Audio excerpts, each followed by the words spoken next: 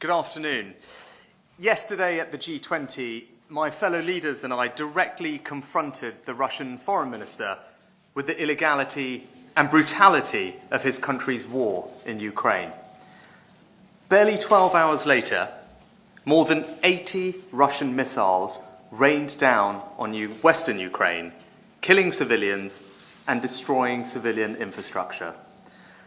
While other world leaders were working together to tackle the greatest challenges our people face, Putin was launching indiscriminate attacks on civilians in Ukraine. In the wake of these attacks, today we held an urgent meeting of allies to underscore our solidarity with Ukraine and Poland. I also spoke to Polish President Duda this morning to offer my wholehearted support and assurance that the United Kingdom stands steadfastly behind him and his people at this worrying time. We should all be clear, none of this would be happening if it weren't for Russia's invasion of Ukraine. This is the cruel and unrelenting reality of Putin's war. As long as it goes on, it poses a threat to our security and that of our allies. And as long as it goes on, it will continue to devastate the global economy. 2/3 of G20 members are currently experiencing inflation rates over 7%.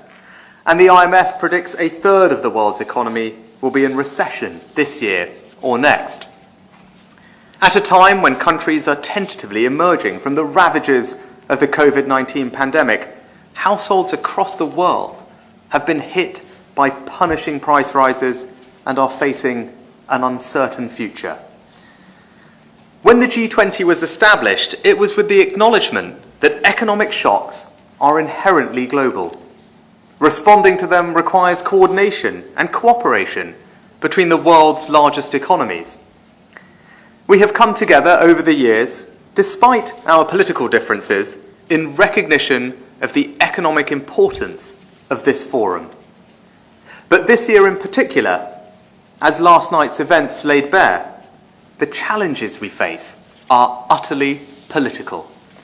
The persistent threat to our security and global economic asphyxiation has been driven by the actions of the one man unwilling to be at this summit, Vladimir Putin. There is not a single person in the world who hasn't felt the impact of Putin's war. Global food markets have been severely disrupted by his attempts to choke off Ukrainian grain supply. There has been an 8-fold increase in global energy prices thanks to Russia turning off their gas taps. And the economic aftershocks of Putin's casual disregard for human life will ripple around the world for years to come. But in Indonesia this week, the rest of the G20 have refused to let Russia's grandstanding and hollow excuse-making undermine this important opportunity to make life easier for our people.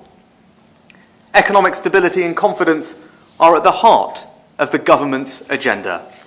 That means being a constructive and reliable member to the international community, using our influence to help keep global prices down and create the conditions that will help the United Kingdom and other global economies return to growth. At this summit, G20 partners have come together to strengthen our international economic foundations, making ambitious commitments to help the most vulnerable, reduce global reliance on Russian fossil fuels in favour of greener, more secure alternatives, and drive a better future where no country has the power to devastate the global economy. I'd like to thank the Indonesian President Jokowi for the role he has played in hosting these discussions and leading the G20 at this challenging time. Tomorrow, the Chancellor will build on these international foundations when he makes the autumn statement, outlining his plan to get the country on a positive trajectory, put the public finances on the right footing, and get debt falling. By promoting free markets, forging strong international relationships, and prioritising our stability and security, we will build a global platform for the United Kingdom to thrive, giving the people of our country the certainty that they need. Thank you. We'll take some questions from the press, I think starting with Chris from the BBC. Chris, over to you. Thank you, Prime Minister. Chris Mason, BBC News. To be clear, are you disputing